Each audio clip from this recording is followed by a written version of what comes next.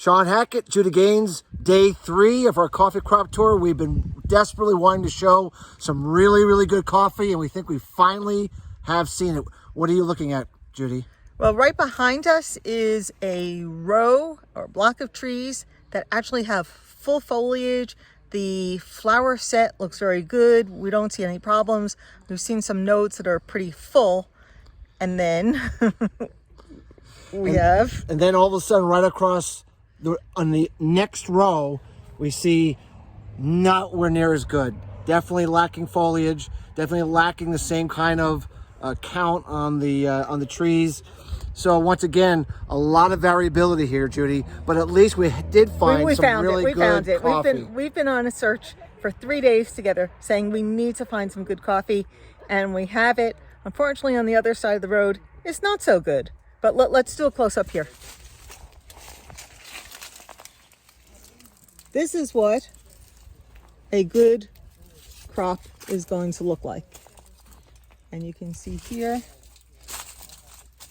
Notice how full the foliage is and just everywhere. That's not something we've been seeing on our trip.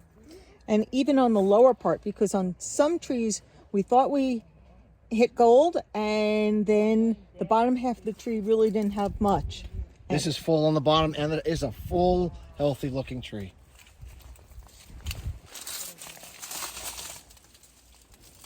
And let's fan around and let's explain what we have here on this side, which just isn't quite as pretty. Not as pretty. Still better than a lot that we've seen, Judy. Oh, absolutely. Without a doubt. I mean, this is definitely going to do some good coffee, but not as uniform. Definitely not as robust. And we don't see irrigation here. We do think that they probably fertilized on time, had very robust fertilization, and then skeletonized early last year, helping to get the full foliage. And it still goes back down to how you husband your trees, and the timing is so critical on whether you have a good-looking tree or not.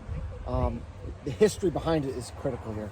And they also, let's face it, they also got lucky. They didn't have frost here, yes, where a lot of places very close by did. Yes. And they seem to be, maybe that big tree over there provided just shade for this area here. Yep, there's something about this area that took the stress off from what we've been seeing pretty regularly. So definitely some luck involved. Okay, this is Judy Gaines and Shawn Hackett, day 3.